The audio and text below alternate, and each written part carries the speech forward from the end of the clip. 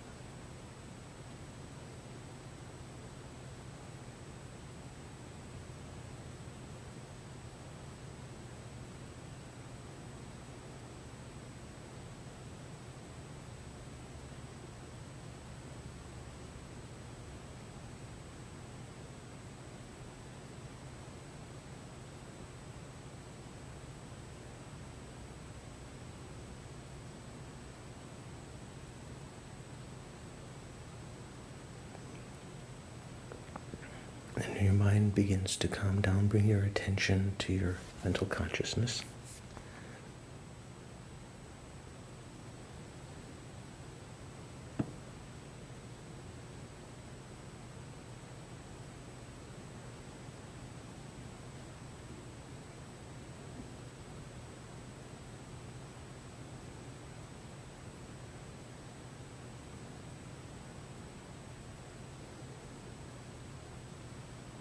Even the mental image of your mind, and right now is a thought within an image within your space-like mind.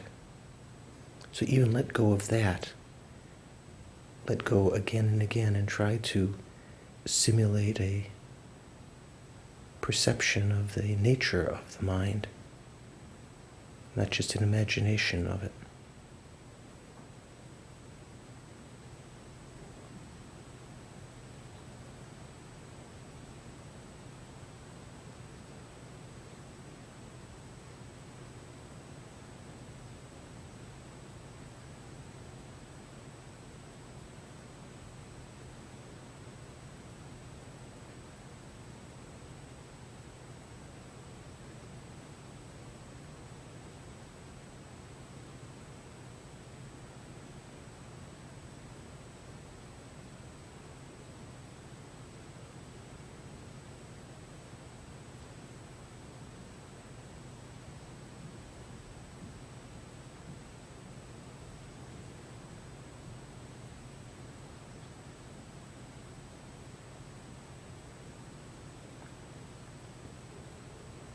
Successively let go of the fish-like thoughts in the ocean of your mind, cloud-like thoughts in the space of your mind.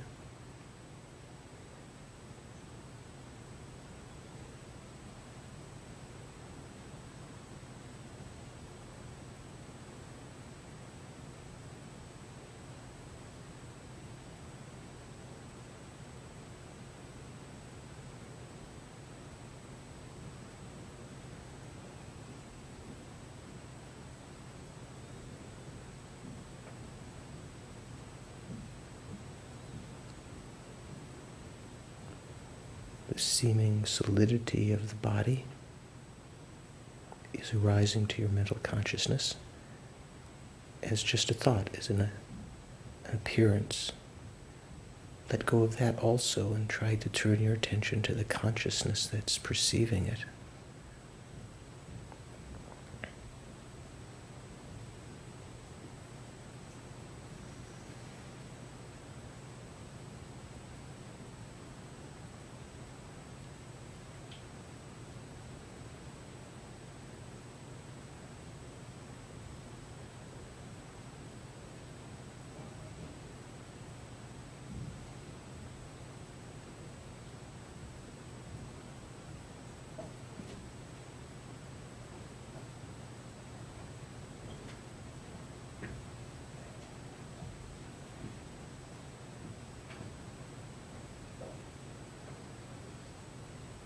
And the sense of the I also, the ego.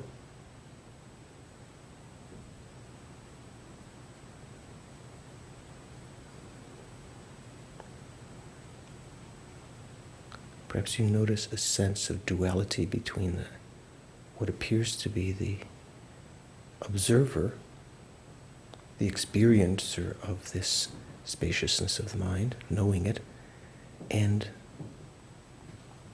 the mind is something distant and cut off from that, dualistically.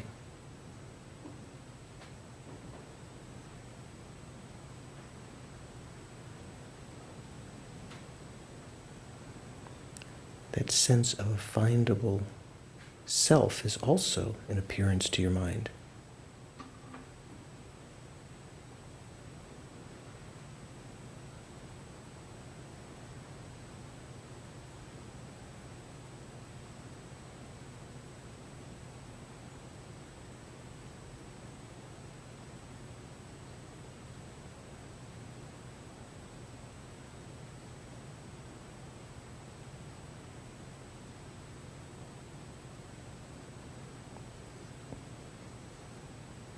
The object of our self-grasping ignorance is a sense of I.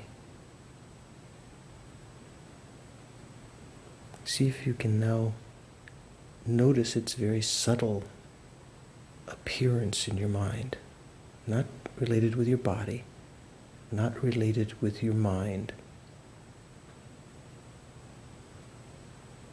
not identified with them, just existing from its own side.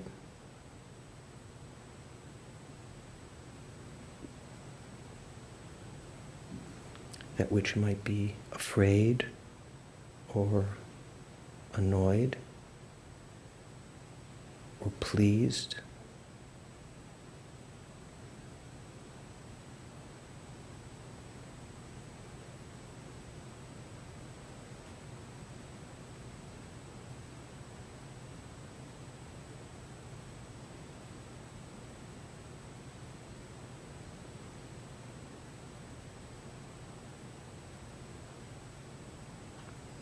See if you can notice the way that it seems to be appearing, what its seeming attributes are.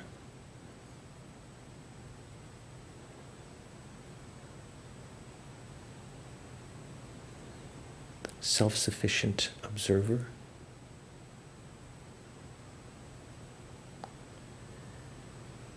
One which is not just labeled from the outside, not just a merely imputed I, but something much different. sense of reality or concreteness.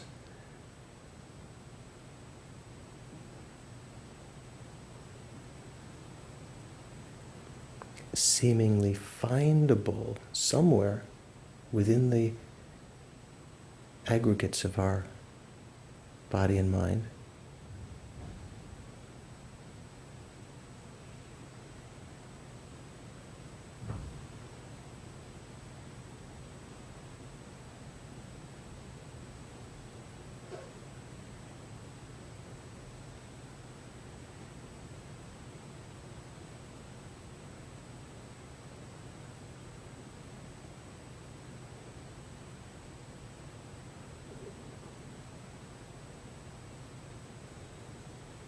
See if you can notice how the mind also reacts to that appearance. Without your intervention, without wisdom dawning, we acquiesce to that. We go along with that.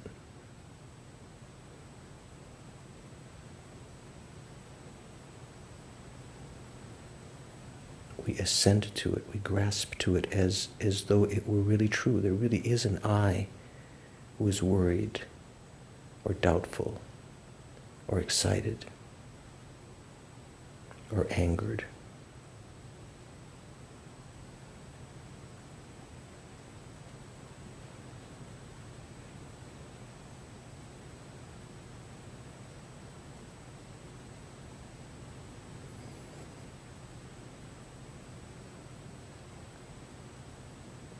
Without necessarily using a logical argument, a logical sign, other than the fact that the Buddha himself said that this I does not exist that way, that the self that does exist, the conventional self, is merely a label we give to this body and mind. See if you can let go of that apprehension to the I. Let it dissolve into spaciousness that you recognize as the non-existence of that findable, self-sufficient, inherently existent I.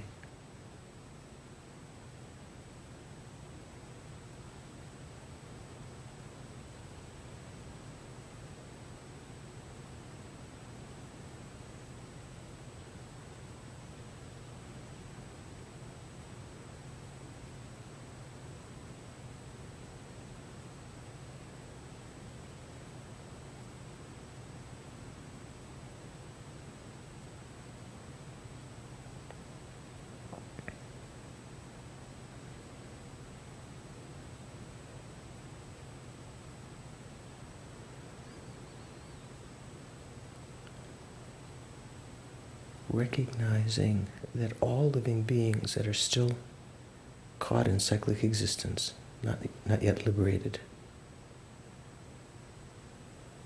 are held by this ignorance, under the control of this demonic force.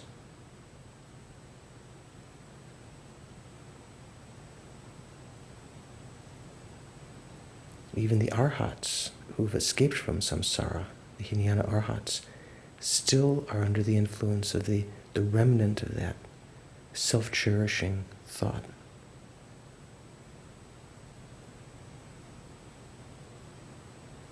Are two real enemies.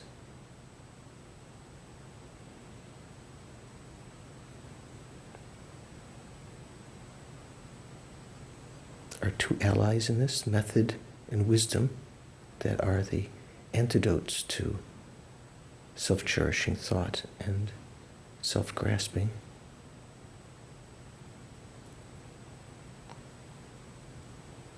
For this time, right now, we have a life of leisure and endowment that is not easy to find, very, very rare, with which we can actually develop these two antidotes to the self-cherishing and self-grasping. Bodhicitta, conventional bodhicitta, ultimate bodhicitta.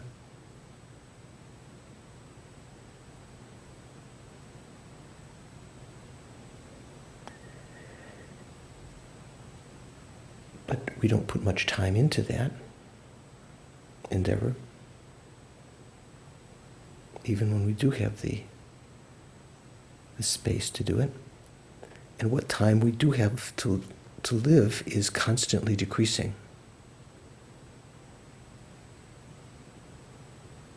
Every day, the number of weeks left to live are decreased. Break into another week, like opening up another package of soup in your pantry full of soup. With every week, the number of months we have left to live are decreasing. With every month that starts, another year that's been broken into and is slowly finishing. Like that, the decades pass and our life quickly finishes.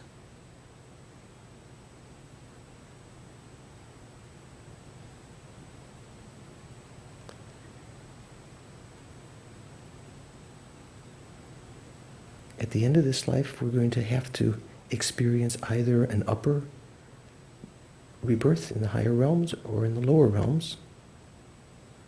And if we check our minds, probably more likely that we're not creating very, very strong karmic causes to be born, definitely in the upper realms.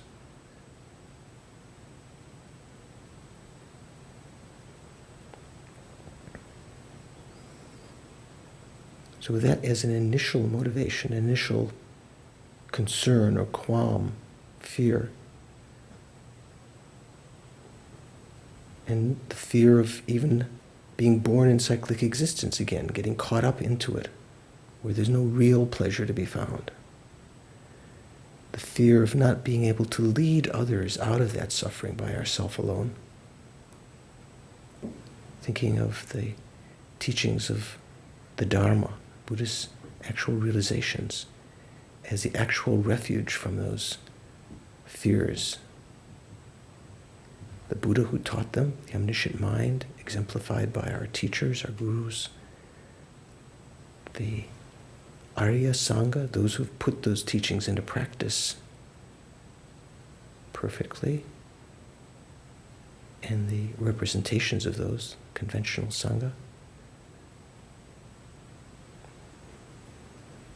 I think in particular, within the state of refuge for the welfare of all sentient beings, I'm going to listen to the teachings tonight, participate in the class, contribute, for the sake of all living beings, for my own self to get closer to the state of enlightenment, so that I'll be less harmful and eventually have a positive impact upon all beings, for their welfare, not just for my own sake. I'm going to listen to the teachings in order to become enlightened for the welfare of all living beings.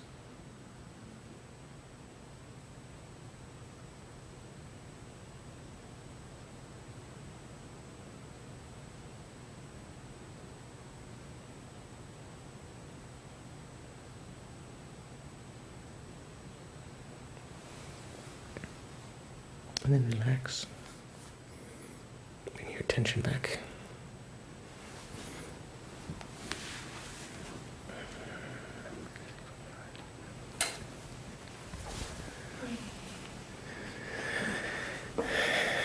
Wants to wake me up. Thanks, Georgie. I needed that. So, how's everyone? Good. Any questions hopefully from your study or your attempt at putting some of this into practice? Any observations?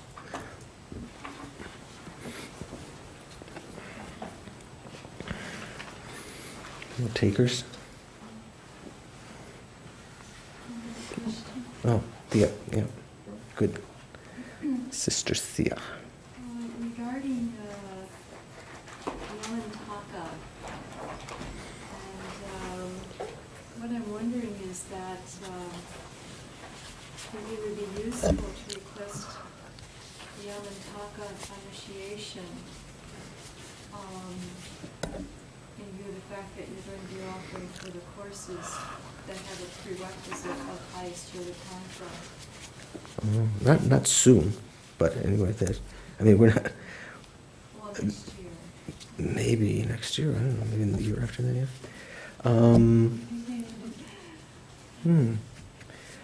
Yeah. And I have heard that bodhisattva's teacher may be coming in August and would be qualified to give such an initiation.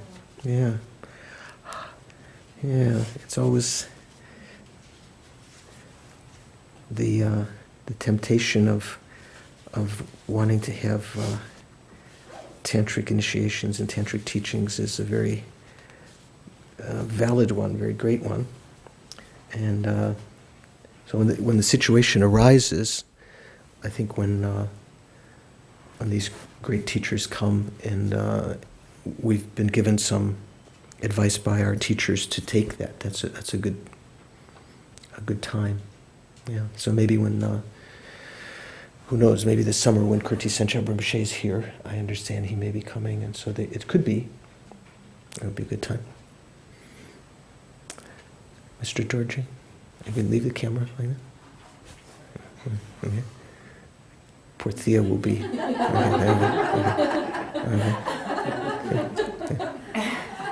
Not that I want to be the center of attention, but I thought the whole class will go on and the camera will be on Thea the whole time. She might feel a little bit. She'll feel a little bit awkward. No, you had a question, I think. Well, I guess it was more of a comment. I was going to say I'm getting anxious to get to the end because I'm learning about all of the reasons why my karma is coming back and experiencing this and that negative thing, and I'm ready to get to the point where I find out what to do about it. Okay, that's a good point. So actually we get to that today, as a matter of fact. Excellent. Around which, good timing, huh? So I think it's interesting, the strategy for dealing with the emotions, dealing with the destructive emotions, is one in which you first have to identify what they are. So you don't mistake thinking that something is a destructive emotion when it's not. Or you might misidentify and think that your destructive emotions are fine. It's okay to be angry, no problem. They need it. And I sometimes you hear that politicians and some other people, sometimes they're even praised because they got angry, The first step, I think, is we have to identify it. That's kind of, in a sense, a little bit related to the point that we were talking about at the beginning of the course about identifying the vital point. Remember, there was some discussion about that. You had to really know what you're talking about in order to attack it, right? You have to know where it is, and that has to do with recognizing the object of negation also. Then the second part after that, after you identify things, is to understand their shortcomings, their faults. And so that's many verses. We've been talking about the faults of the afflictions, in the sense that they are like a wheel of sharp weapons that comes back to us, right, and brings hardship upon us, causes problems for others. And implied in there also were, there was always some resolution. From now on, I will not do this, I will do this, and so forth.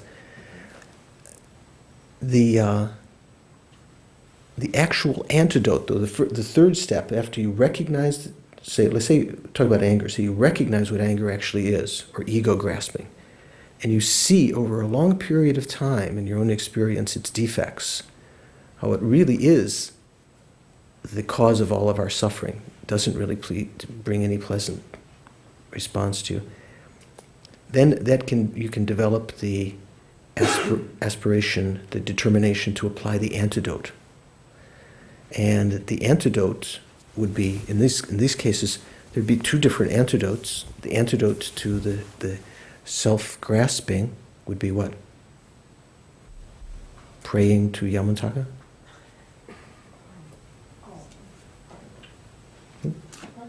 Part of it? What would be the actual antidote to the ignorance that's grasping to the self? Yeah, actually developing the wisdom. That means contemplating emptiness maybe encompasses that, but almost sometimes we say, I've mentioned this before, sometimes people think emptiness is something sacred. Right? My teacher Lama Yeshe said, emptiness is not sacred. No, it opens up the door for like anything. Emptiness is not sacred, he said. Even excrement, everything has a nature of emptiness. It's not something rare. What's rare and sacred is the wisdom that realizes emptiness. So it's not that emptiness is the antidote. It's the understanding of emptiness, the wisdom of emptiness, right? So I think even linguistically, reminding ourselves of that, what we have to try to do is develop the subjective understanding. Just having an empty mind, which we think of as emptiness, won't necessarily become an antidote to self-grasping. Although it seems sometimes people, I'm meditating on emptiness, just having an empty mind. So you have to have, do you follow what I'm, yeah, some people think like that. So the actual antidote of self-grasping, that ignorance, which is the root of all of the other delusions, is the wisdom that perceives the emptiness of the self and then eventually the emptiness of all phenomena. What's the antidote of the self-cherishing thought?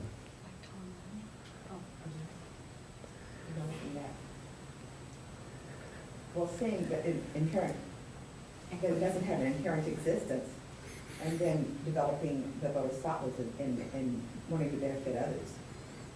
Something like that. Yeah. Who can, Mr. Georgie? Would it be the direct realization of bodhicitta or the spontaneous realization of bodhicitta? The direct realization of bodhicitta. That's an interesting turn of phrase. Direct realization of bodhicitta, as opposed to what? As opposed to conceptual... Conceptual realization of bodhicitta. There's something to think about. Is it bodhicitta, isn't that conceptual? Like not ultimate bodhicitta, but the bodhicitta of loving kindness and benefiting all beings. Isn't that conceptual? Is it? Is bodhicitta conceptual mind or a perceptual mind? You're mixing things here. Well, Now, maybe I said that wrong. No, it's good that you said that because it brings up a qualm. Is bodhicitta a conceptual mind or because those of you who are studying low rig also, is it a conceptual mind or direct perception?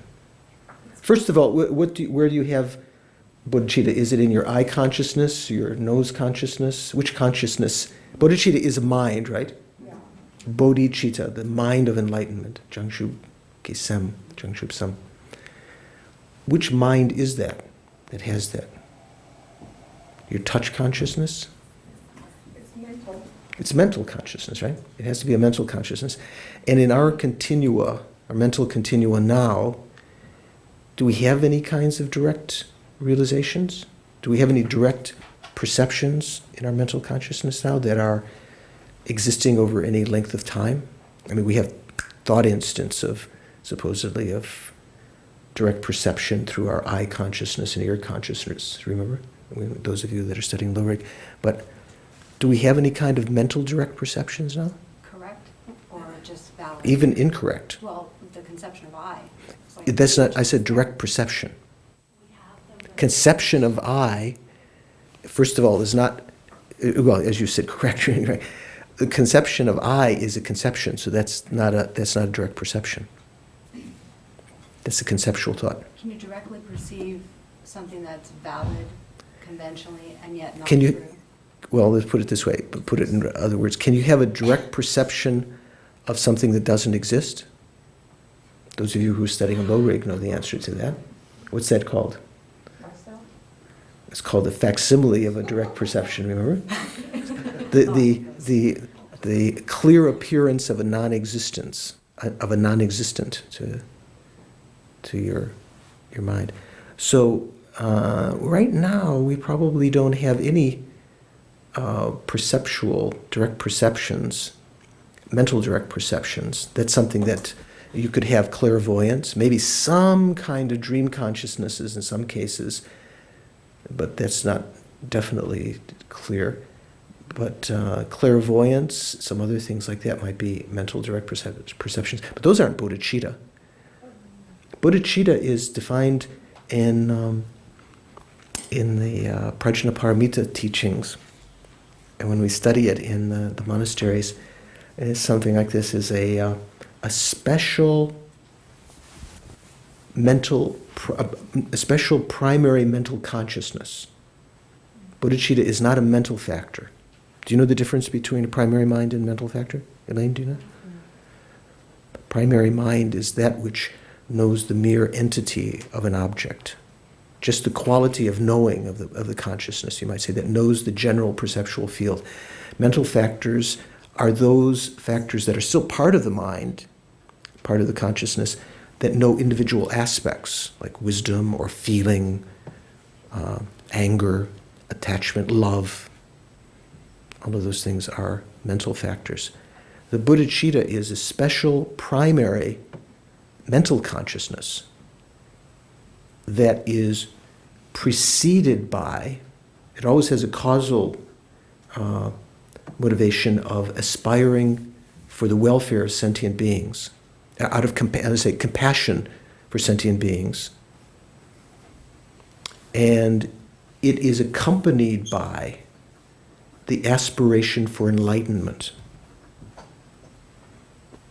There's a famous verse in the Abhisamaya Alamkara that Maitreya wrote to explain about the Prajnaparamita, that everyone memorizes when all the monks and nuns memorize when they're studying that.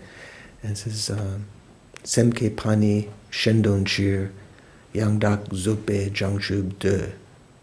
I mean, semke pani. Semke is the sort of technical term for bodhicitta. It means mind generation. Literally, generating the mind which is aspiring for enlightenment, you might say. You might take the etymology that way. Mind generation is semke pani shendon chir, for the welfare of others, yangdak zokbe jangchub de, to aspire or desire highest complete enlightenment. So there's a lot of debate about that definition. Then sometimes people think, well, it sounds like bodhicitta is a desire, which is a mental factor. But it's not. The definition of bodhicitta is that it's a primary mind, but it's accompanied by two conceptual minds. So even though it's a primary consciousness, those of you who've studied low rig a little more, it might be more easy for you to understand, maybe not. I don't know. Say a primary consciousness is going to take on the same quality as the general tenor of the consciousness that it's the primary consciousness of. If there are mental factors that are conceptual, then that primary consciousness is a conceptual mind. So this bodhicitta would have to be kind of a conceptual mind. So it's not going to be present. It's not going to be manifest anyway when you're in direct realization of emptiness. Bodhicitta is not going to be manifest in your consciousness. Beth? Yeah. So, are you saying that like most of us humans haven't actually ever experienced bodhicitta?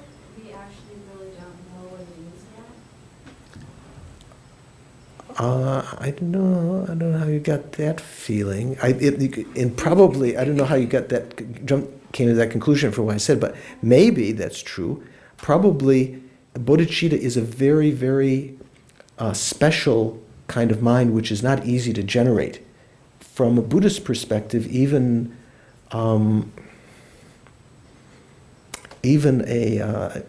Christian saint who's a great being and has great compassion for people might not have bodhicitta.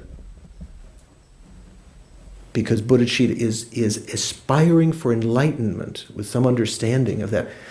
In some spiritual traditions is considered blasphemous or heretical to think that you could become God or you could become omniscient, right?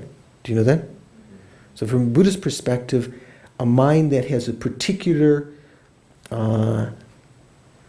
doctrinal understanding of what the human potential is, they might not, at that moment, they might not be able to really generate real bodhicitta. Doesn't mean they wouldn't generate incredibly great qualities. In fact, they might have great compassion and great love that we might not even have, even though we think we understand bodhicitta. Oma, did you have some thought? I think instead of, I think we have to hear about bodhicitta, and then I think in my own case, I've been able to see acts of kindness, or that seem to be so giving and things like this, that it kind of reinforces that, and I'm not so sure if that seems to me like that would be a perception. You perceive things. You can perceive things, but then you conceptualize about them. But that's not bodhicitta. No, Bodhicitta. but you're seeing it first, and then I think it reinforces the idea of it to perceive it when other people are doing it. Then Those you are- go, okay, this kind of actually can exist. There are different ways that you can have. You can be inspired Okay. to generate bodhicitta, and there are various ways that you can have perceptions with your consciousness or your ears or other things that can reinforce your understanding of the shortcomings of self-cherishing, the benefits of cherishing others. But the actual mind of enlightenment is a primary mental consciousness. So it's part of your mental continuum that is dependent upon having previously generated compassion, wishing others to be free of suffering, and on the basis of investigating what's the best way to bring about the alleviation of their suffering,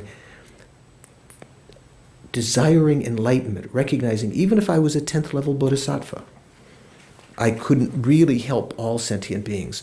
The only way I could really help them ultimately is to attain enlightenment.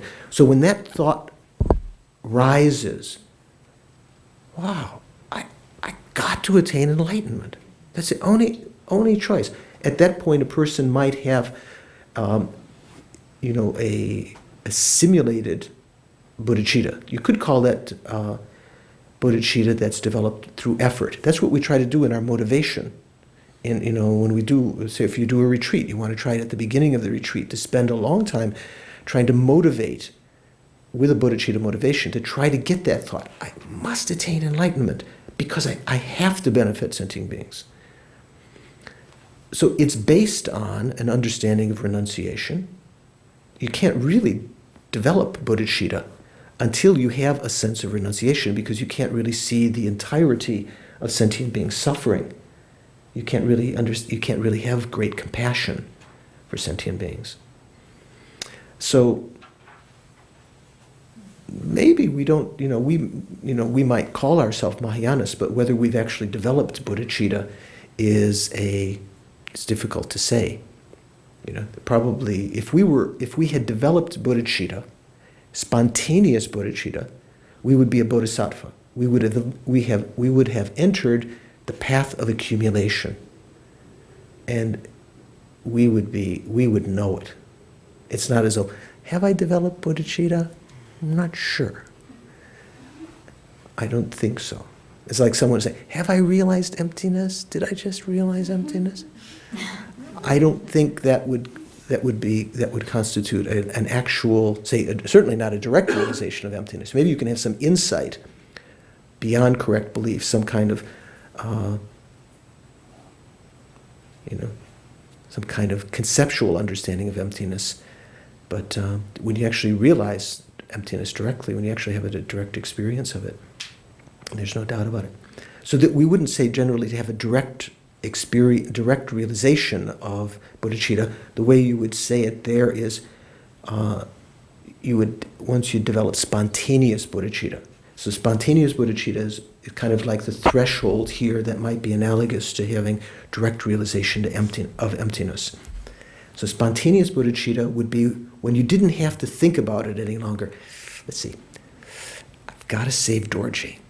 He's been my mother numberless times, even though, So annoying. even though whatever obstacle the mind puts up, he's been my mother, my brother, my friend numberless lifetimes. He, like myself, wants to be free of suffering, wants to have happiness. And by even ignoring one sentient being in the field of our view of wishing them to be free of suffering, we don't have actual bodhicitta. Even you leave one person out of your, may all sentient beings attain. I'm going to attain enlightenment to lead all sentient beings to enlightenment, except George Bush. Yeah, you had the same, okay. Or Saddam Hussein, or whatever, George the monk, or whatever. That wouldn't be actual bodhicitta. So it has to be something that is authentic. When that mind rises spontaneously because of familiarization, because of accumulation of merit over a long period of time, then a person would have spontaneous bodhicitta. They would be a bodhisattva. They would enter the Mahayana path. They'd be a Mahayanist, in fact, not just in tenet. They'd be a Mahayanist by practice. They'd be on the first path, the path of accumulation. Okay. This might be not an important question, so feel free to say it's not. But you said accompanied by the wish for enlightenment. So that implies actually some idea that such a thing is possible. But what if there's a being who, like you said, maybe a Christian, and so for them that's a heretical belief, but they do aspire to do everything they can for the benefit and welfare of all beings. Right. And that means... So what would that be? What would that be? That would be what we call great compassion. So that would be one of the causes of bodhicitta. So we shouldn't think, when we understand the Buddhist position this way, that, oh yeah, we're superior to the Christians, the Muslims, the Jews, or whatever. Because we don't even yet have great compassion in our continuum, let alone using it as a cause to develop bodhicitta. So there are many Christians and others that have great love, great compassion, incredible tolerance. But from a Buddhist perspective, that particular state of mind yet will not become a cause of enlightenment because it's not aiming for enlightenment. Okay? It doesn't mean that it doesn't have great results. It doesn't mean that in the subsequent life that person having mind being cultivated in the omniscient mind, knowing that the Buddha's arranged to appear before that person and lead them into the path when their minds are cultivated. It doesn't preclude that. But at that point, they wouldn't have bodhicitta. Just having in our own mind stream developing great compassion is not developing bodhicitta. There's a difference. Great compassion is one of the causes of bodhicitta, but it is not bodhicitta itself. Mr. Durji. In terms of eliminating self-cherishing, couldn't someone in a Christian or Jewish tradition who has that great compassion still destroy the self-cherishing thought even with just great compassion, even without having the aspiration for full enlightenment in those things? Yeah, there's a certain kind of self-cherishing, but say, for instance, even the Hinayana Arhats also recognize the defects of the ego, but they're aiming for a particular kind of goal. First of all, it's not encompassed in general by an understanding of emptiness from a Buddhist perspective. So they're thinking of a truly existent goal, to be together with God in heaven, or to be reborn when the Messiah comes, or some particular goal. Or perhaps maybe they have no particular, maybe they have a non-theistic, a non-conceptual kind of understanding. But all of these different doctrinal positions, philosophical tenets of different religions, from a Buddhist perspective, unless you had the particular state of mind that was aiming for enlightenment, for the welfare of others, it would not become a cause of enlightenment. In fact, even just aiming for enlightenment for your own benefit doesn't become a direct cause of enlightenment. That's not bodhicitta. Just I must attain enlightenment. That's kind of part of bodhicitta, but that's still mixed with one's own. It can be like thinking I must attain nirvana. It's for my benefit. But if it's conjoined with a real motivating factor, desiring others to be free of suffering, having experienced renunciation in your own mind to see that there's nothing within cyclic existence, it's real pleasure, and that most of it's, hardship. There's a lot of, and wishing others, out of empathy, wishing others to be free of that. All suffering, all sentient beings, what we call, the Mahayana calls great compassion, by oneself alone, wanting to do that. Then adding the factor that I must attain enlightenment, that becomes what's called bodhicitta. It doesn't mean that other realizations, other spiritual states are worthless or not useful, but it is not exactly bodhicitta. That's right. Yeah. So what would be the position of Christ then, or Jesus? Well, I think many Tibetan lamas I've talked to, they think that Christ was a great bodhisattva. That's what I meant. Yeah, I think many, His Holiness the Dalai Lama says you can't judge because the tenets that are taught by some founder of another religion don't seem to be the fully defined presentation of Buddhism. Doesn't mean that they're not emanations of the omniscient mind out of skillful means. Even the Buddha himself, in his own teaching, taught to some people there is an ego, and so forth, and taught things that were not ultimately, finally true for skillful means to guide them. He told Ajata Shastru, how do you say Ajata Shastru, I think, the king, the son of the king, the prince who killed his father, who was one of the great, I think it was Bimbisara, King Bimbisara, who was the benefactor of Buddha, and his son eventually brought about his death, imprisoned him, and eventually the father died in prison, and he committed some of the other very heavy negative actions. And the Buddha taught him that, first of all, it's good to kill your mother and father. When he first went to the prison to see him, because he was so overcome with grief and remorse that he wasn't even able to have a clear mind. So the Buddha first taught him that, and the sort of the implied meaning of that was it was good to kill the father and mother. It was exemplary to kill the father and mother of our own delusions, self-grasping mind and so forth. But let's go on a little bit further. Let's go on, and I'm going to go just before the break. Let's go a couple more verses, and we can talk about some of this again, okay? Good questions. What do you think? So bodhicitta is conceptual or non-conceptual? Conceptual. Must be conceptual, right? It's accompanied by conceptual minds aspiring for enlightenment. That's the main thing that accompanies it. And it's preceded by, and usually accompanied by, great compassion. When it's said preceded by great compassion, it doesn't mean that great compassion is not present, but it means that any one moment of bodhicitta had to have a causal motivation before it, which was compassion, and is accompanied by, at that moment, wishing to attain enlightenment. So if you're not wishing to attain enlightenment, motivated by out of compassion, it's not bodhicitta. Is it reductive? In other words, is it always there, and we reduce it by eliminating all of these, self-grasping, self-cherishing, all the stuff that we're talking about? Is it always there, that wish for enlightenment? Right. Is it? I don't think so. I don't know. And maybe there's some way of understanding that. That's what I don't get. Is it always there, and or is it something that you evolve?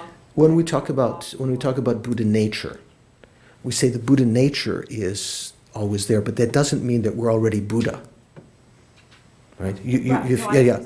So the aspiration for enlightenment I've never heard anyone say that that's always there and we just have to sort of eliminate some obstacle to it. Although some people understand enlightenment that way, that we are already enlightened. We just have to realize it, some phraseology. But that's not the Gelugpa position is that, not only linguistically, but pedagogically, there's some error there to think that we could be enlightened and not know it. Well, So what is meant, what the Gelugpa tradition, Lama Tsongkhapa's tradition, usually it's said that that it's a big mistake to think that. I've heard Lama Zopa Rinpoche very, debate with people about that. I'm not asking that. I understand, but I'm just. asking is it a reductive or is it an additive process? Basically, that's what I'm trying to get to. It's both. In order to develop realization, you have to both add something to the mind stream, qualities that we don't yet have. We have to, or enhance those that we have a little of, and you have to eliminate obstacles, wrong ways of thinking, which are hindrances to that. It's like, in order to grow a nice garden, you have to take out the stones and the roots and the other kinds of things that are obstacles to the growing. And then you have to enhance that by putting in some fertilizer, irrigation, make sure that there's no shade, not too much shade, that there's sunlight to be able to grow. So you have to have the cooperative conditions, and you have to eliminate those that are called contradictory conditions or adverse conditions. And so that basically means both creating virtuous karma and eliminating negativities at the beginning. Right. Then later, developing positive qualities of mind. Once the mind has that kind of fertilization, you have an accumulation of merit, then you have the chance of developing bodhicitta. Without accumulation of merit, very difficult. Even you think about bodhicitta all the time, it won't take root. And especially if there's a lot of negativities, negative karma, instincts from past lives that are like impulses that propel you into negative actions that become, contradictory. Your mind becomes clouded and so forth that you can't. So it's both and additive, as you said, and reductive. I don't know if that's the words you use. I guess that's kind of it. So let's just go a little bit further, just before the break. Do we have 1 minute? Was that? No, I was gonna. Oh, that was one. No, one question. No. Okay. So, where did we get last time? To 43? Yeah. We finished 43 or finished 42? Okay. So 43 says, when I'm deceived by others' cunning, it is the weapon of my own evil deeds turned upon me, or the wheel of sharp weapons coming back, for increasing my selfishness, pride, and insatiable greed.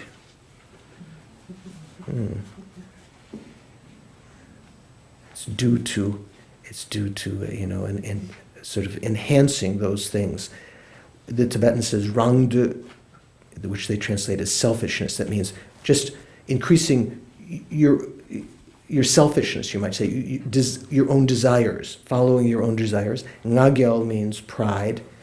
And here, topde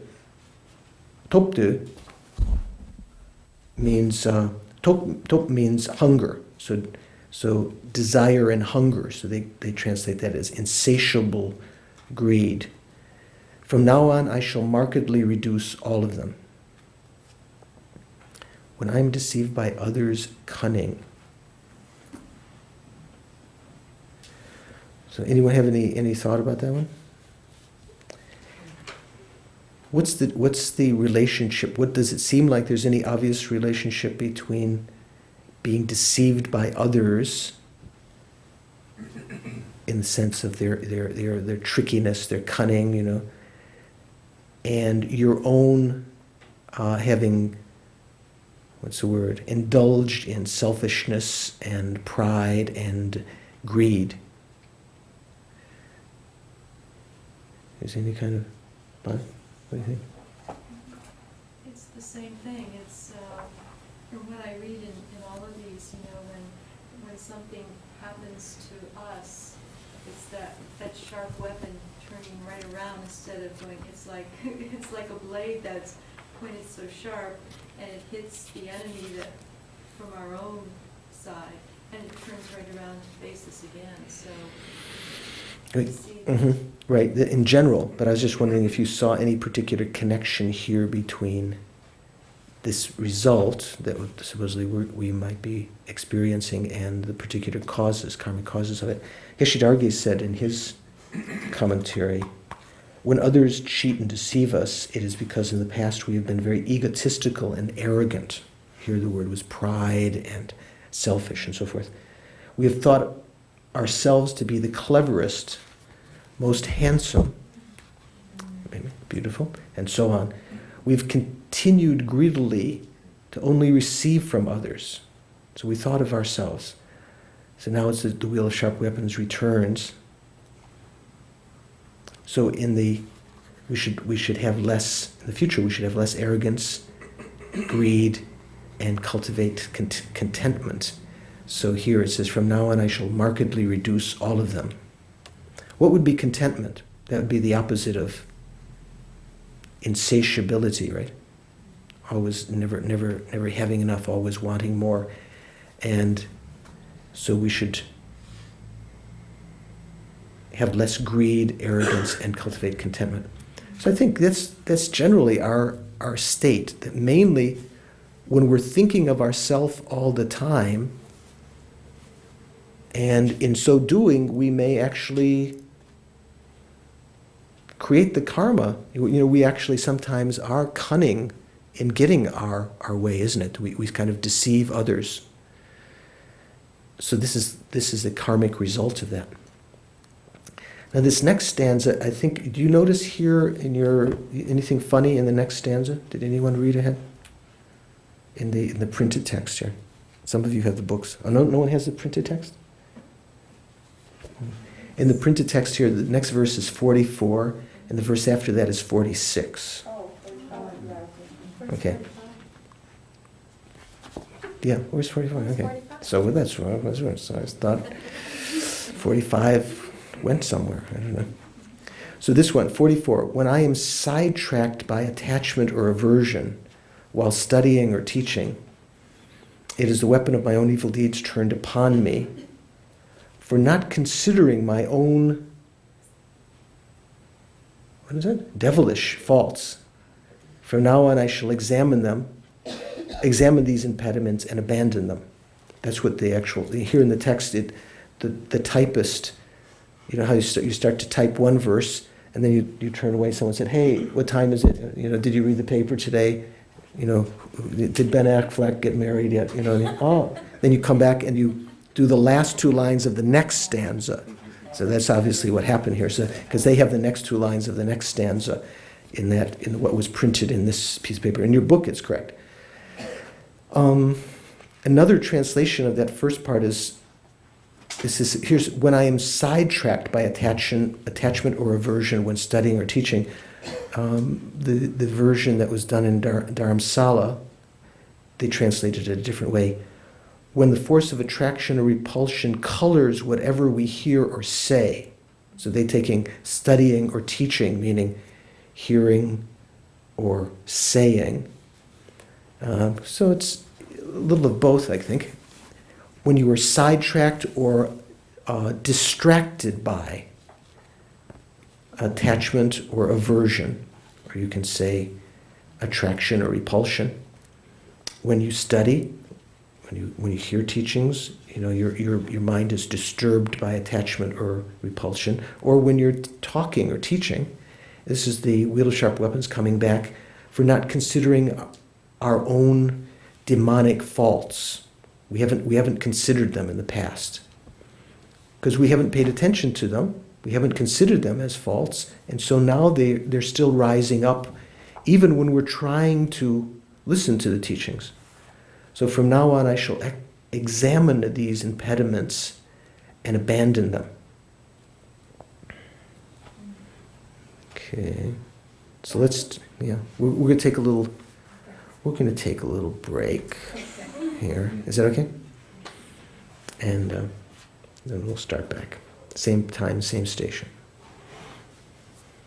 Yeah, you can say, yeah. So the Venerable asked a question in the break. She said, what's the difference between perception and projection? I thought, well, do you think someone thought they were the same maybe because they sound the same? Projection and perception. Perception. Projection's a perception anyway. Is projection a perception? According to your definition before, would be a facsimile, right? Because the only thing that you can project is a non-existent thing, right? Well, we have everything that, according to Prasangika, everything that we experience, all the outer world that seems to exist to us is a projection of our mind. It doesn't really exist the way that it appears as findable outside. Doesn't mean that there's not a findable reality outside. There's different kinds of projections. Generally, in Buddhism, when you talk about projections, you talk about superimpositions and what would we call the opposite? Denigrations, maybe? Denials. Superimposition. Actually, both are kind of superimpositions, but superimposition is like adding something outside that's not really there, thinking that there's something there that's not really there. And a denial is kind of like denying the appearances of something that's actually there that may even be appearing to you, but denying it in some way to your own mind. So those are both kind of projections in a sense. Superimposing and taking away, you might say. It's almost like you're oblivious to something that's really there. So perception depends on how you're using that word.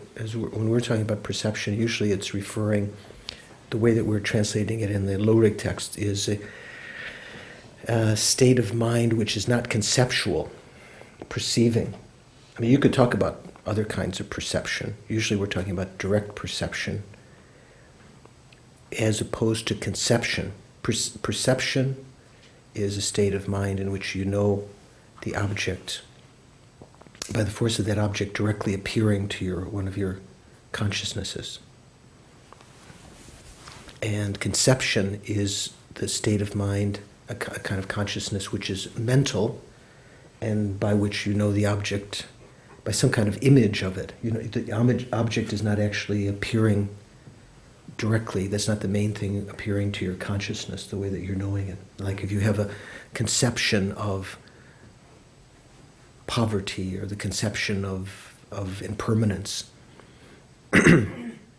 or a conception of the horns of a rabbit, there's some kind of appearance to your mind, in your mind, a mental image that you're seemingly knowing something, via which you're seemingly knowing something. So perception is usually the way that, I mean, you can use it other ways. You can, as Thea was saying before, she was saying all projections are perceptions, aren't they? You could use it in that way. You could say perception is any kind of act in which you are knowing something, but the way that we've been using the word here, although you don't have to, is talking about direct perception as opposed to conception. So projection is when you, from one point of view, might be the state of mind when you're projecting something outside that is not really there, or denying something that is there. Okay. So. I'm sorry. So Why? does that mean that What there's did you only do? one? I just need. There's only one direct perception. Then? There's only one. What do you mean? There's only one. So there's only one thing that can be directly perceived. What's that? The nature of reality. I can directly perceive the. Are these roses?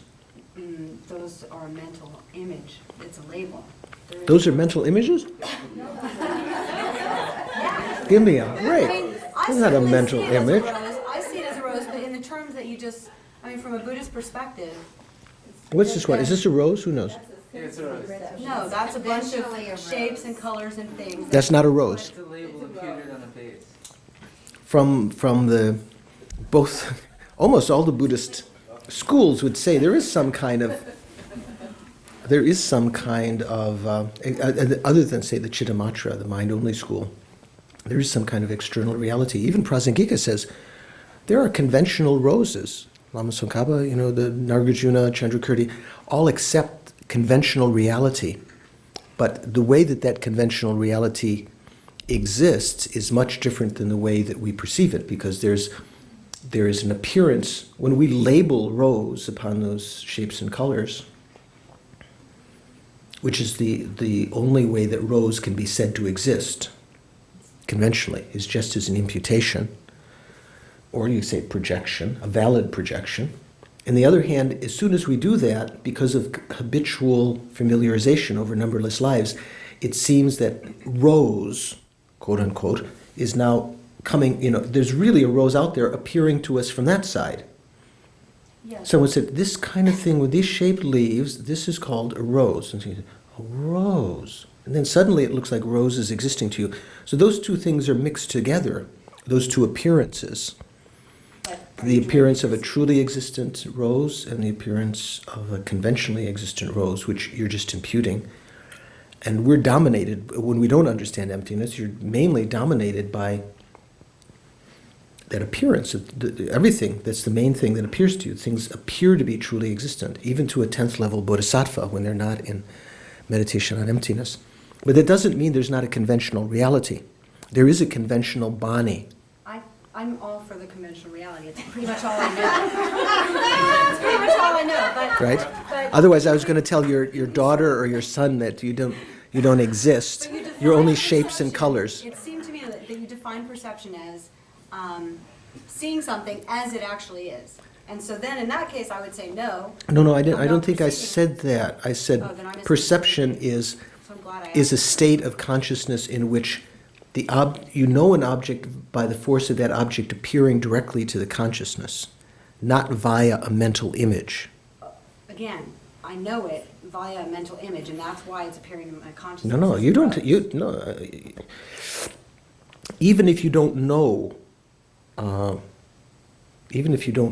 rose, a cow and turns its head here, doesn't have a mental image of the word rose, the sound generality of rose, but it may know, that one tastes good, may have a conceptual understanding of what we call rose. But how could we have where I perceive rose and then someone who doesn't These are know questions for perceives low-rate orange? class. Otherwise, we're never going to finish. We've got 120 verses. You have to come on Thursdays now.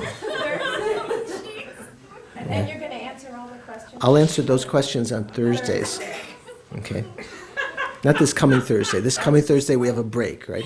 So When whatever questions you ask the teacher are Not this going to be Thursday. answered on Thursday. it's verse number. Yeah. The verses, the ones about mental images and how we know. That's the low-rate class, right? Otherwise, we'll never. It's very tempting. I remember when we were studying with Geshe Tekchok at Manjushri Institute, when we were studying tenets and some other courses, and we had all of these questions. And Geshe tried to very skillfully, say, oh, even teaching so many years all of the Tibetan monks at the monastery, no one ever asked so many imaginative questions about the subject. And he kept on, so sometimes we didn't finish the whole. I mean, he was able to, very skillfully, because he's a great teacher, able to finish the subject matter, but we have to curb, sort of like to go through this subject, and then that particular topic about how we know and what constitutes conventional reality and ultimate reality, these are things that we have to, we can investigate a little bit here and there, but to really go into it, we have to have it's worth trying to have the same vocabulary, because we've already defined in low rig, and we will when we talk about mind and mental factors, what a primary mind is, secondary mind, perception, conception, mental image. And then once you've drawn the general, have a general idea of that, it's like drawing the outline of a picture, then you can put in the details. If you try to put in the details without knowing the general outline, then it's kind of difficult. I don't know many artists who can do that, because you can just, maybe some people can. So let's go a little bit further here. So when I am sidetracked,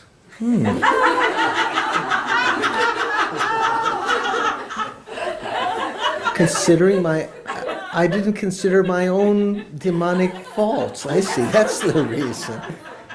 This is talking about by our own attachment or aversion, not by Bonnie's questions, not when you're centering what's that? When you're sidetracked when studying or teaching by Bonnie's questions, it is the weapon of your own yielded. Okay, so then the next one, 45, although in the printed text here, it's kind of someone skipped over. There's some term for that. People that, over the ages, the great Christian monks that used to write the text, there's some term for when you skip from one middle of one verse to the middle of the next. So the next one, 45, says, when all the good I've done turns out badly, it's the wheel of sharp weapons. What is that? The weapon of my own evil deeds turned upon me, for not considering for repaying kindness with ingratitude. When all the good I've done turns out badly, it's the wheel of sharp weapons coming back for repaying kindness with ingratitude. From now on, I shall very respectfully repay kindness. So, up till now, when all the good we've done turns out badly, I'll read you one of the other translations here. When no matter how well meant our actions toward others, they always elicit a hostile response. This is the wheel of sharp weapons returning full circle upon us for wrongs we have done. Till now we have repaid loving kindness with malice. Hereafter let's accept others' favors, both graciously and with most humble respect. So a little more flavorful, although it's added some commentarial words.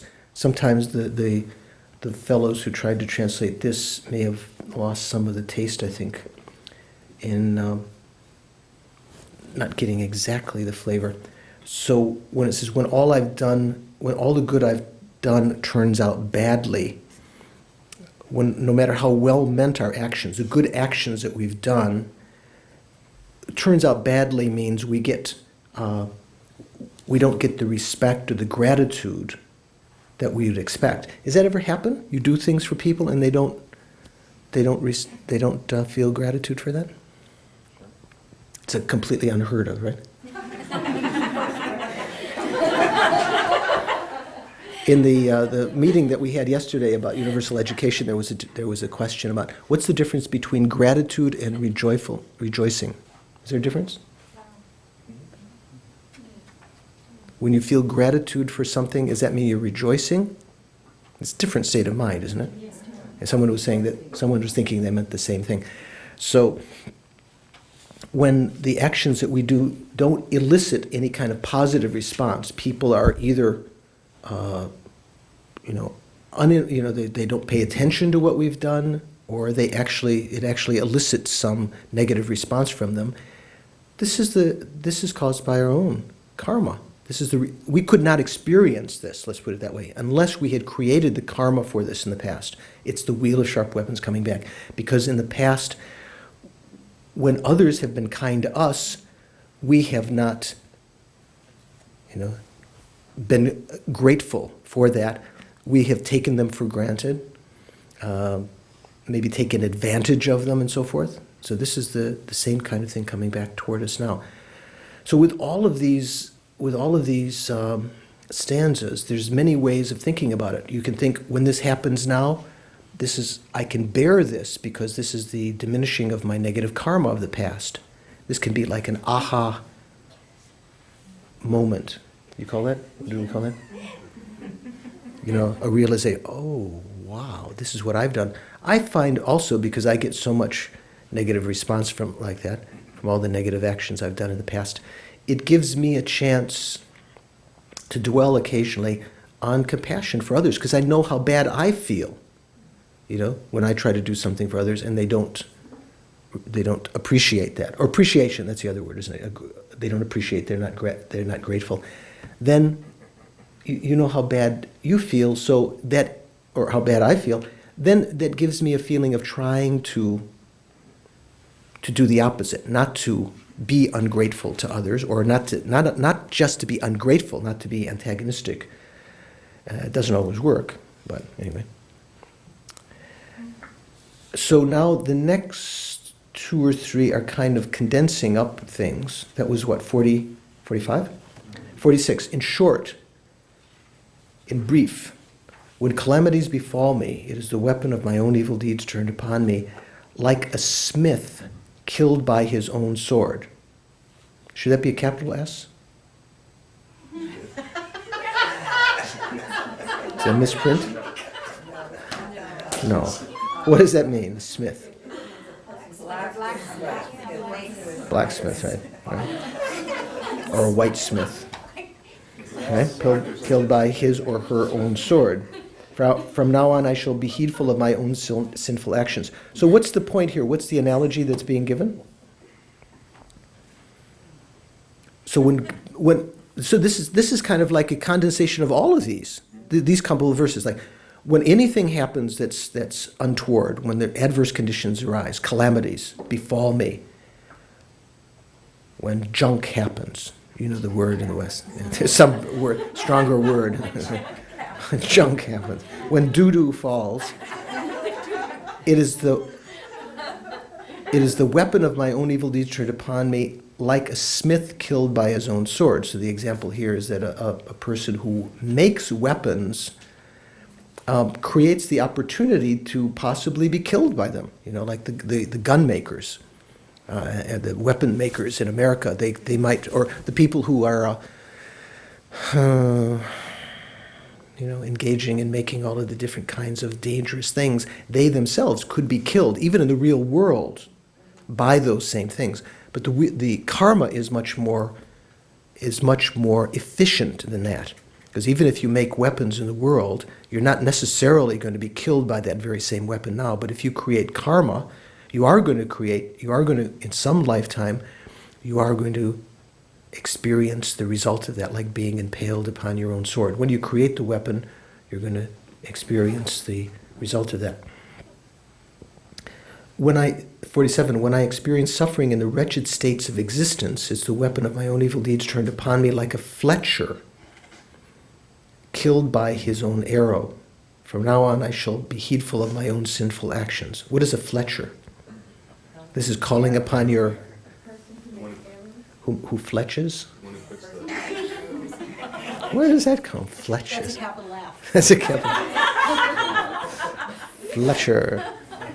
How did they translate? Mm-hmm. It comes from feather. Someone who puts feathers on.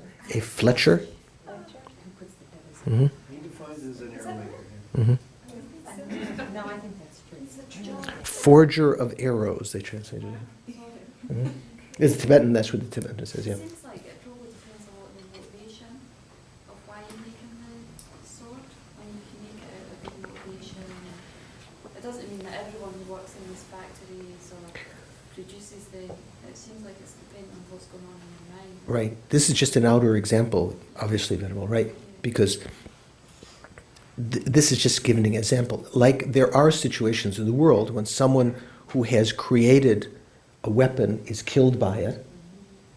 It doesn't mean everyone that does is killed by it. In the same way, this is just an analogy for the wheel of sharp weapons. We've forged the blacksmith of our mind, the self-cherishing thought and ego-grasping, creating the delusions, creating the karma, have created a wheel of sharp weapons, forged a sword that will definitely come back and kill us like that.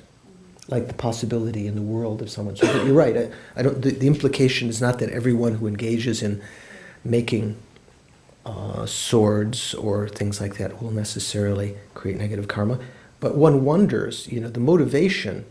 Generally, even if you're not motivated to harm others, if you're engaged in a company that whose livelihood depends upon weapons of destruction, like you're working for a poison gas company or a tear gas company or whatever, or the company that makes torture equipment or something like that. You just do the books. Oh no, I don't make the equipment. I just do the books, I just sell the product. Still, I think creates, because your motivation may not be to harm other people. It may be completely materialistic and worldly, but that's what the Buddha called wrong livelihood. Correct livelihood, right livelihood, is when not only don't you have the motivation, the actions that you do are not motivated to harm others, they don't have the effect of harming others directly. Of course, you can't be sure, but you don't, for instance, if you work for a big gun factory or something like that, I hope, is it Charlton Heston? Mm-hmm. I hope he's not listening to this. Excuse me, Charlton. Yes? Last weekend, my father said, as a Christian, he had some question about what he had done because he was an aeronautical engineer and actually helped to design the homing mechanism for the smart bomb, the one that they actually showed going down the chimney. Right, you told me about that, huh? And Yeah. so last weekend, he said, now I have some question about what I did. I spent years Mhm. designing these kinds of Mhm. things. And so I didn't say, and I just said, it's good to look at that, to think Mhm. about that. But I didn't, and I wonder, because his motivation, as he has told me, was not to do that, to create destruction, but rather to create protection, Right. thinking that he was creating something that was going to be protecting his family.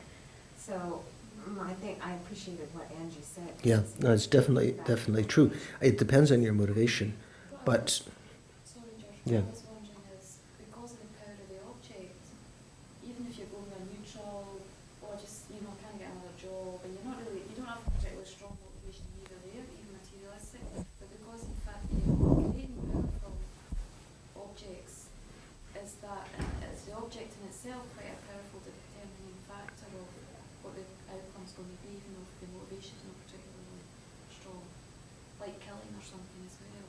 yeah, I think the main thing, the karmic consequences on you, for the most part, are due to your motivation and secondarily due to the actual results. Like sometimes when our loved ones are suffering and maybe we feel that, or our dog, or the classic example is we put the dog down, is that what they say? Or the horse down, put them out of their misery. Actually, they may not be so miserable, but the implication is maybe they wouldn't be so happy, lame, or something like that any longer.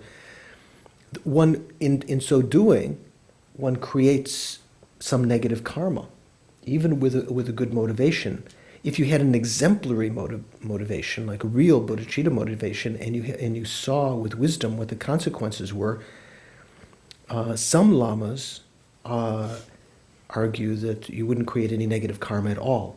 Other lamas say that still you create some small negative karma, but then the virtue of your good motivation and your coupled with your wisdom, knowing the effect of that, far outweighs that. So there's some debate even amongst the lamas. Lama Zopa Rinpoche these days generally leans in the direction that you wouldn't create any negative karma at all.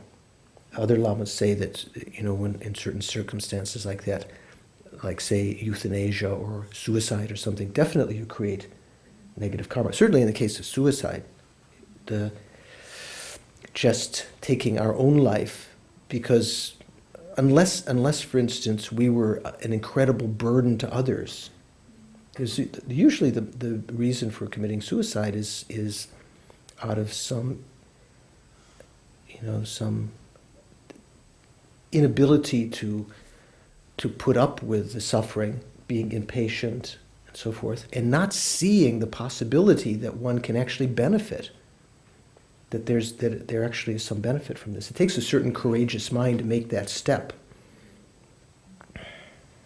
Let's go on a little bit further here, because these are kind of the condensed, the summarized ones. When the 48, so this was like 47, like a arrow maker, the forger of arrows, killed by their own arrow. So a similar kind of thing. That's an example that in Atisha's presentation about anger when he came to Tibet, he talked about the karma, he talked about the arrow and the target. If you didn't set the arrow in motion, there's no way that it could have hit the target. So it's like in the past life we set the arrow in motion, we forged the weapon, we forged the arrow, we shot it off. And even if you didn't set the arrow in motion, even some target comes up now, some adverse condition, you wouldn't necessarily suffer as a result of that. It wouldn't impinge upon your life. Someone else who shot the arrow would get angry or unhappy or whatever. Okay? So that analogy is used in other places. 48, when the suffering of the householder befall me, sufferings of the householder befall me, the lay life. What are those? Any sufferings of the lay life? None. None whatsoever. Only the monks and nuns suffer. It is the weapon of my own evil deeds turned upon me, like parents killed by their cherished son. From now on, it is right for me to leave worldly life forever, or as maybe you could say, in all lives. From now on, I should have the thought to, just from youth, to take ordination, to live the life of renunciation. The famous prayer of Lama Tsongkhapa, the prayer of the virtuous beginning, middle, and end. Have you heard of that? Very nice prayer. Lama Tsongkhapa. Sometimes, for a little friend of mine in New York, I was the godfather. I guess you'd have to say the Buddha father. So I read the prayer of the virtuous beginning, middle, and end. So praying, Lama Tsongkhapa praying that in all my lives at the beginning, may I, be born to a family that takes care. May I be surrounded by spiritual beings. May I be, already at youth, be predisposed to leaving the householder life, to take ordination, have a sense of renunciation, not to get caught up in all of the attractions of the world. And the middle, studying and practicing. At the end, to benefit others with the teachings and so forth. It can mean many different beginning, middles, and ends, because this is the beginning of our spiritual path also. And praying in the middle, may we be able to practice and develop all the good qualities, and as they come into fruition, benefit others. So here it says, when the sufferings of the household life, the lay life, befall me, it's the weapon of the wheel of sharp weapons coming back, like parents killed by their cherished son. What's the meaning there? Are parents ever killed by their cherished son? Or, mentors killed by their cherished pupils, or are injured, or whatever, right? So, what are some of the sufferings of the householder life? Are there any? Are they all joys? Having to work, not having any freedom, not having time, worries, jealousy when your baby leaves you. But I reject this whole premise that just because a person is a monk or a nun, that they have developed enough renunciation, that they don't act like a householder. Excuse me, that's not my premise. It's not my premise. There's no premise here that they don't act. No. A monk or nun is not necessarily someone who is devoid of that kind of state of mind, right? They can engage in. Pardon? It even says that in the commentary. What? This commentary. What? It says that they too can get wrapped up in the worldly day-to-day Yeah. living and so forth. Yeah, it's just talking about there are particular shortcomings of samsaric life and especially the family life. When you're attracted to that, before you enter into it, if you evaluate that, there's so many temptations, loving partner, maybe children to love and to cherish. And then we might rationalize that it gives us a chance to practice bodhicitta and patience and everything. Maybe. But there's so many shortcomings of all of these, of that kind of lay life. The Buddha himself took the aspect of renouncing that. Even he had all of the best things. So it's not a conducive condition necessarily for the practice of the spiritual path. I think that maybe the lay life has more distractions from the spiritual life. Wow, that's a really profound observation. Yeah. Raising children, I think, is one of the ultimate acts of selflessness. And what about all the loving and father kind beings that That I'm always talking about all the time. Yep. Indeed. Indeed. Yeah, incredibly kind. I have a friend who's a monk, and once we were having a really good friend, so we're having a real person conversation. So I decided I would ask him. So when you became ordained, were you like trying to escape from something? And he just said, yeah. And then we had really casual conversation, but I walked away thinking, well, oh, that would be refuge. It's like rather than going to work or plunging into a career out of fear and turning to something that you think would help, that taking on robes, I don't know, just totally. There are different ways of escaping. Some people think practicing spiritual path in general is this kind of escapism, isn't it? Becoming a monk or nun. And there are different ways. If one simply enters into a retreat, even as a layperson, a retreat, so some people say, oh, you're just escaping from your problems, or becoming a monk or nun, some people might think you're not being realistic, you're just escaping, you're not making a meaningful contribution. The point is what you do with that time. If when you're, the point of retreating or leaving the world, that's the expression that we take for taking ordination, rabjung, like in the Indian tradition, the way it was usually translated as leaving home. It means leaving the lay life. The reason for doing so is because there's so many distractions in that it's hard to see the forest for the trees, hard to really see and develop those good qualities that we have not yet developed, and hard to eliminate, because we're so distracted, the faults. So if you can retreat away from that for some time and have a calm mind, just like when we do meditation at the beginning, if we calm our mind for some time, right? We let all other thoughts go. Then with that clear mind, you're able to, attend to various kinds of reasonings. Look at the faults in your own mind realistically, look at the qualities that are not yet there, and put some time in developing them. When you're constantly buffeted by different kinds of worries in the world, it takes the exceptional person to be able to utilize a lay life to practice. It's not impossible, but it's not the optimal. So a person who escapes simply like, oh, they had problem with the opposite sex, or they have problems with, they don't want to work, that's not really the correct motivation for taking ordination. If one's at least has some sense of renunciation, some sense of sensing the suffering nature of cyclic existence, and then you take the time to go away from those distractions to work on them, then you can come back into the world to help others. You can be there for others. You can manifest as a Buddha when need be. There's the famous ox herding pictures. You know the ox herding pictures in Zen Buddhism? Oh. What's that? Thanks for asking. There's maybe in Ram Das's book, it's not the only source of the ox herding pictures.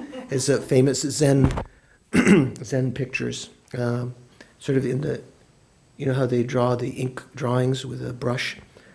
A little boy has lost his ox, and then he's seeking the ox, and then sees the footprints, first traces, and then sees it and sees the tail amongst the what's it called?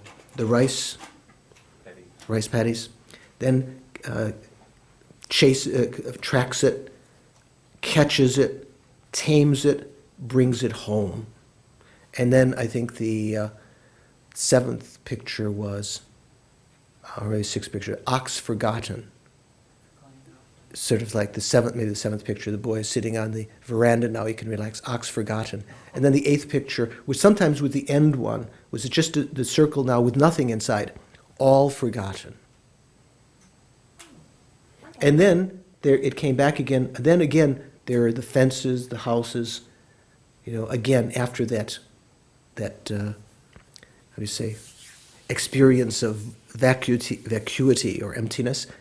Then in the 10th picture was in the marketplace. So he's in the marketplace like the archetypal was it the Fool in the tarot card, with the little thing over his shoulder, coming into the marketplace, to be with others.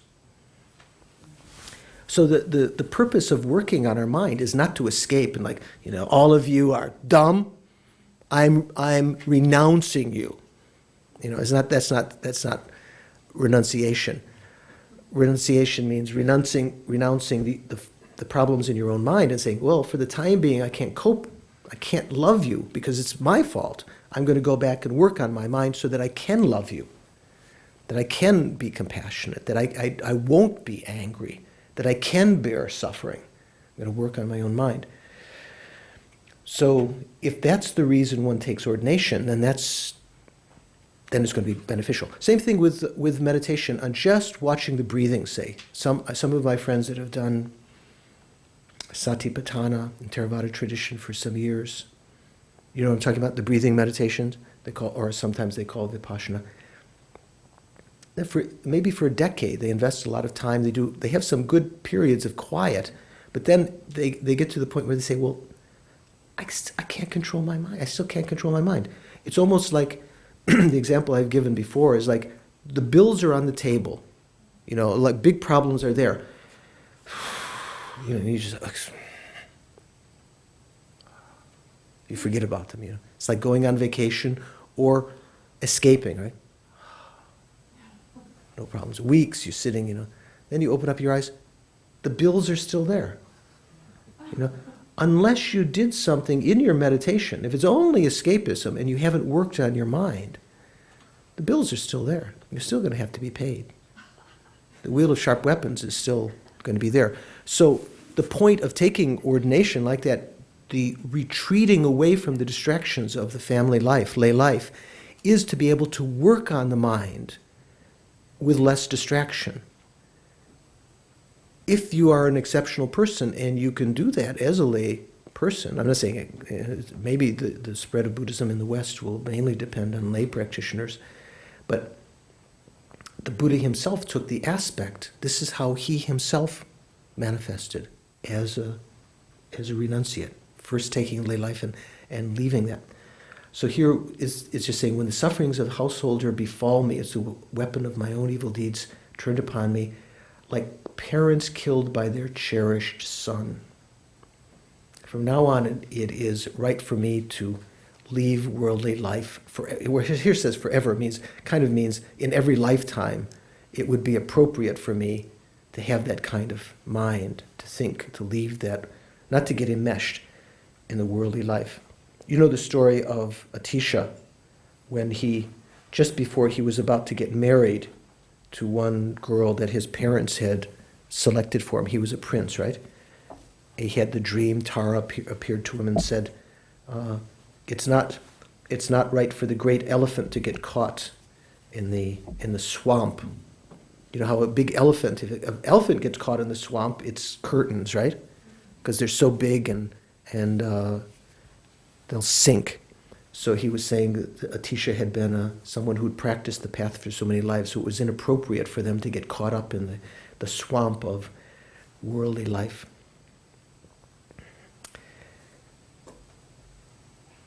So these are kind of condensation. Then the 49th verse, since that's the way it is, I seize the enemy.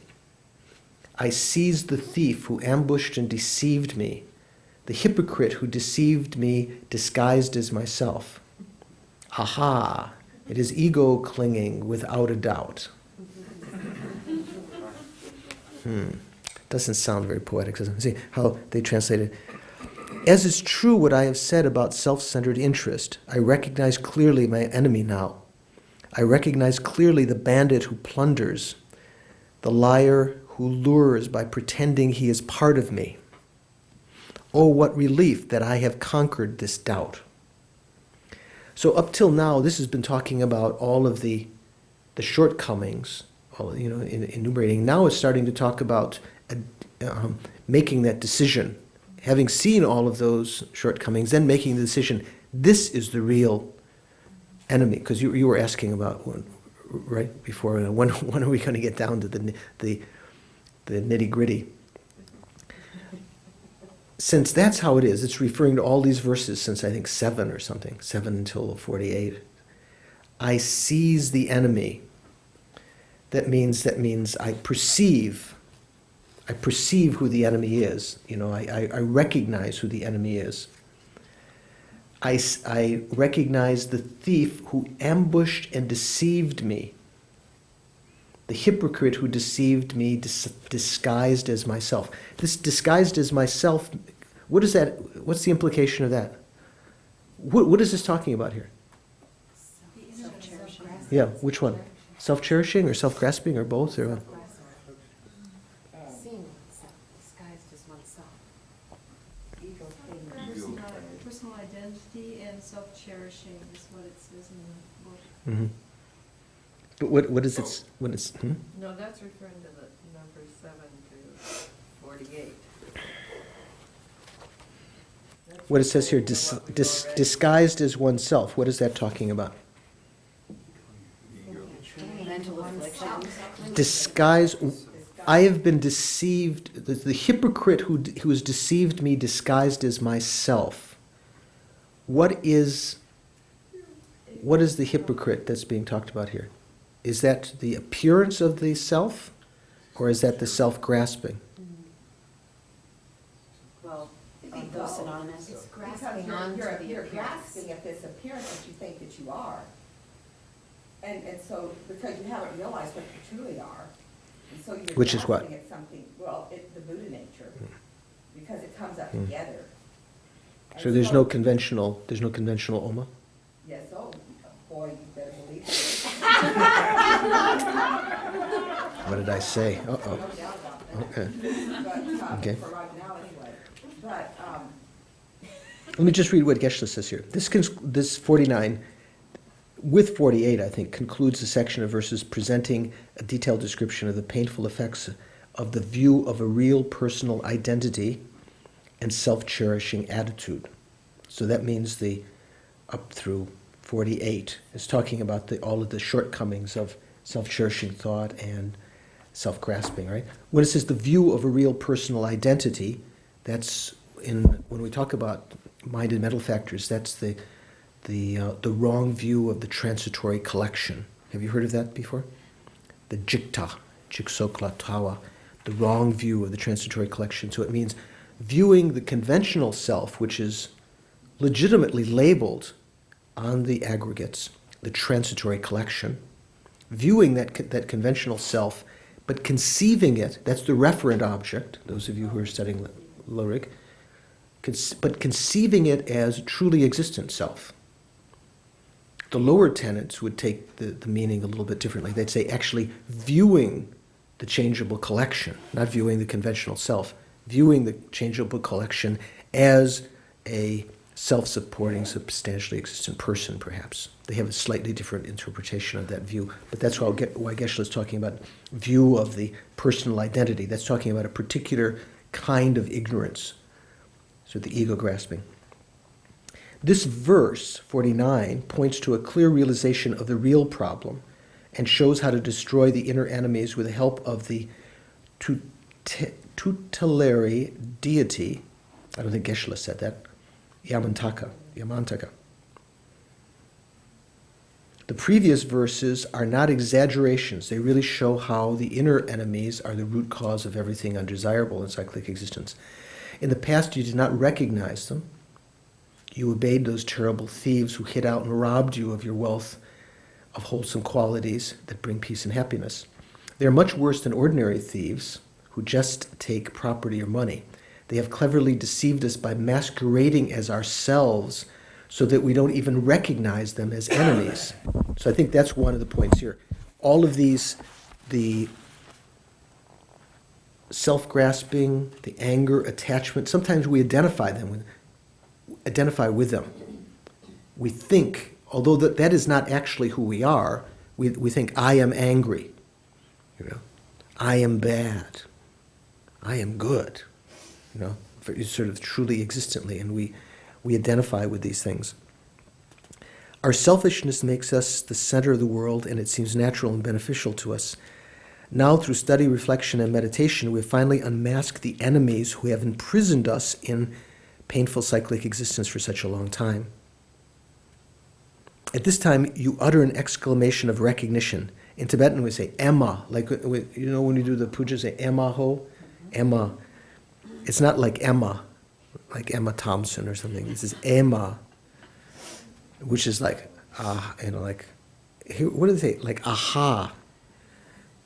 Emma. I mean, like wow. It can be like wow or whoa. It can be different kinds of things. Something like, now I know the real enemies that must be destroyed. Since that's the way it is, that's talking about all these other things, I recognize the enemy. Here, seize is talking about a mental grasping or mental, understanding. I recognize the thief who ambushed and deceived me, or maybe the thieves, the hypocrites who deceived me disguised as myself. The other text instead of said the hypocrite, the liar who lures by pretending he is part of me. Okay? So this is, it is ego clinging without a doubt. So ego clinging, is that the same as self-cherishing thought? What is ego clinging? Self-grasping? So what we call self-grasping, just another way of translating, right? So 50, now, O Yamantaka, raise the weapon of action and spin it furiously over your head 3 times. Spread far apart your feet, which are the 2 truths. Open wide your eyes of method and wisdom, and bare your fangs of the 4 powers, and pierce the enemy. So this is, again, the Dharmarakshita, who is the author of this text, as we understand it in this tradition, who was outwardly a practitioner of the Theravada. Somehow he had connection with not only the Mahayana in general, but also these tantric teachings.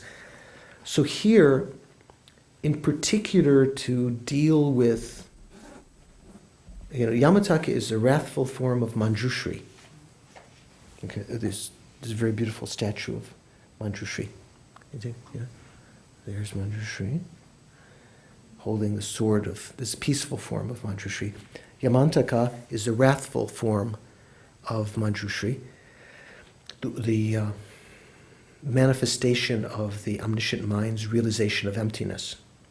So calling upon this wrathful form to help us to develop the wisdom that realizes things. So that's going to be the antidote of self-grasping especially.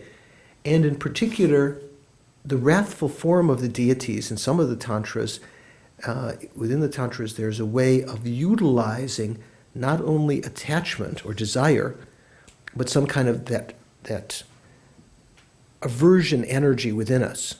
You can actually harness that and be like Yamantaka. Who's Yamantaka angry at? Lord of Death. He's angry at the Lord of Death? The delusions. The inner He's not angry at Don? Not angry at me? Like Shantideva says, if it were to be right to be angry at anything, it should be what? Your own ignorance, right? Or the delusions in general. So Yamantaka is not angry and not wrathful with other people. Even if he might show that wrathful aspect, or the gurus are not angry at us. They're angry at our delusions. And sometimes they take that wrathful aspect to help to speed that along. So here, if we call upon Yamantaka to help to develop that understanding that we could even utilize our own wrath to remind us to be angry at our own egocentric ignorance rather than to be angry at other people. So immediately imagining yourself as Yamantaka, perhaps that can give some different realization. When you feel that angry energy coming, to imagine yourself as a wrathful deity might have some effect like that. So what are some of the other things here? Now, O Yamantaka, raise the weapon of action and spin it furiously over your head 3 times. Did Geshe-la mention anything, commentary here about 3 times? Would it include past, present, and future? No, here, Geshe Darge's commentary, which I don't know if it was something they got afterwards, he said, which one was this? Verse 50, right? He said in note 14, we request Yamataka to turn the wheel of sharp weapons 3 times. These 3 refer to the conventional or relative level of truth on which conventional bodhicitta operates as the means for leading both self and others to enlightenment, the ultimate level of truth on which ultimate bodhicitta functions as the wisdom understanding voidness, and these 2 levels of truth realized together. So apparently there was some, when they asked about that point, maybe in the commentaries it came talking about these circling at 3 times. It's not talking about turning the 3 wheels of Dharma. This is talking about the 3, spinning this wheel of action 3 times. So understanding the conventional level of truth, the ultimate level of truth. Who understands the 2 level of truths together? Pardon? Only an enlightened being. Only enlightened being. So sometimes in Tantra there's some ways of trying to practice that now, imagining yourself as the deity within emptiness, yet appearing. Right? So there's some ways of doing that. It says also, spread far apart your feet of the 2 truths. So in the different sadhanas, sometimes there's a recognition of the various attributes of the deity as having particular significance. So the 2 feet of Yamataka represent the 2 truths. Open wide your eyes of method and wisdom. What is the relationship between method and wisdom and the 2 truths? Do you know, buddy?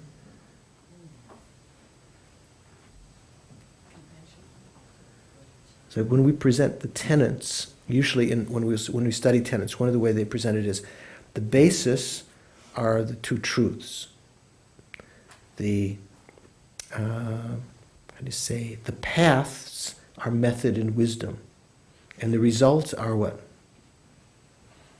The 2 bodies of the Buddha, the Rupakaya, the form body, and the Dharmakaya, the wisdom body, or you could say the phenomenal body, truth body.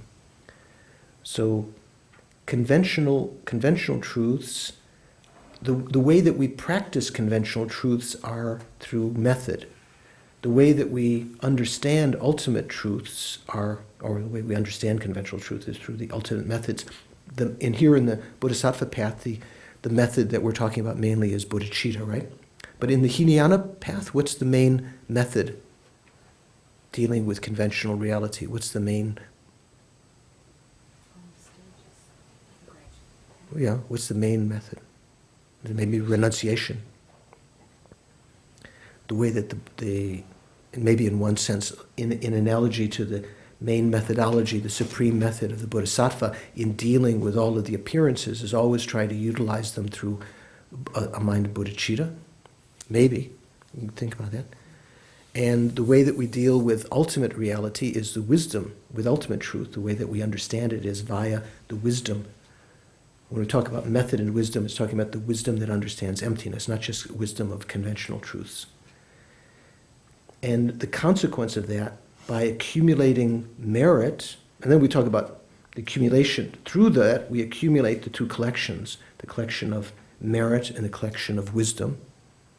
The collection of merit comes about through the practice of recognizing conventional reality, and out of bodhicitta, guru devotion, and so forth, creating karma that is the cause for the Rupakaya, the form body, and the Sambhogakaya, the enjoyment body.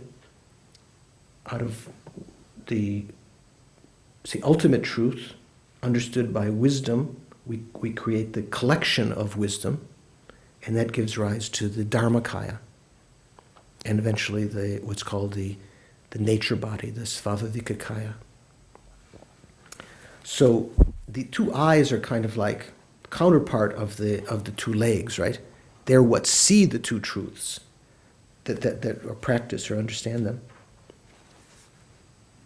Open wide your eyes of method and wisdom. Which eye would be method? Just like Right up. maybe the right eye, left eye would be wisdom. Bear your fangs of the four powers. What are the four powers? Recognition, regret, resolve, and doing something about it. I can't think of an R word. Doing something about it. That's a nice power. Doing something, the power of doing something about it.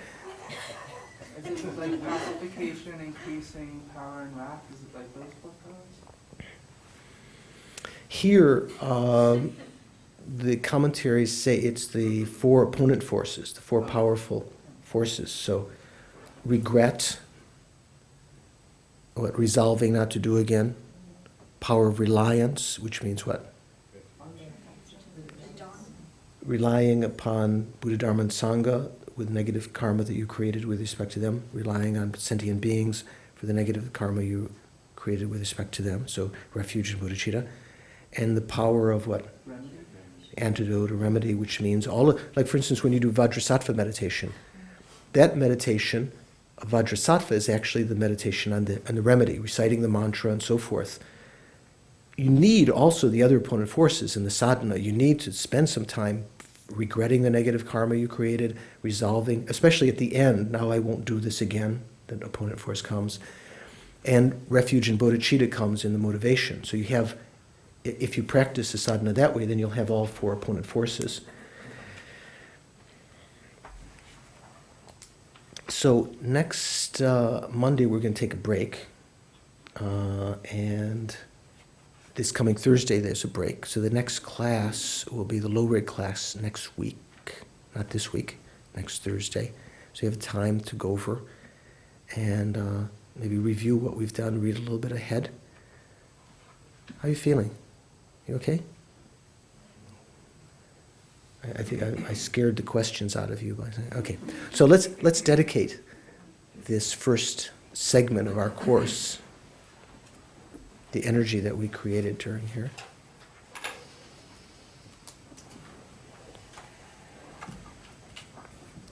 So this, first of all, the dedication is dealing with conventional reality, right? It's recognizing its methodology, it's an aspiration, it's a kind of prayer that's trying to link up the karma that we've created, the karmic seeds, the potency of the actions we've created tonight and in the past.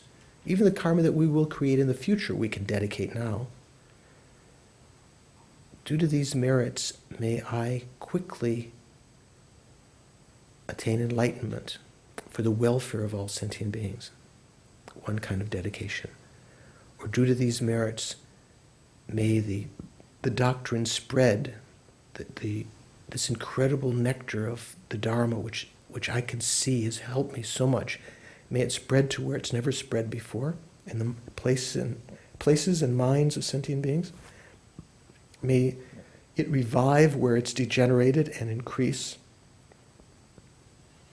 Or due to these merits, may the holy beings that teach paths to liberation and enlightenment have long lives, and may their Dharma wishes be effortlessly fulfilled, their wishes that bring benefit to sentient beings due to these merits.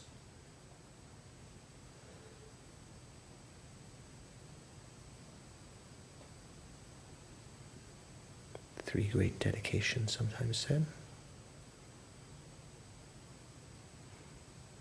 And when you have a strong feeling about those, to seal those within the three spheres of emptiness, the karmic seeds that we're dedicating are empty of true existence. They don't inherently exist. They're merely labeled. They can't be found from their own side. And the goal that we're dedicating to, whether it be our own enlightenment for the welfare of sentient beings, the alleviation of suffering, the long life of the gurus and their actions being effortlessly fulfilled, or the spreading of the Dharma and so forth, none of those inherently exist. They're just concepts that our mind labels to a basis But they can function. Those events can come about. Those conventional phenomena can come about due to the potency of this karma, due to our, especially quickened, due to our dedication, due to this merit. May that happen. Even the action of dedication. The agent, myself, I don't truly exist. The thought processes within my mind stream, they can't be found inherently. Linking up the seeds with their karmic results. So try to meditate on the emptiness of the three spheres of the dedication also, to seal that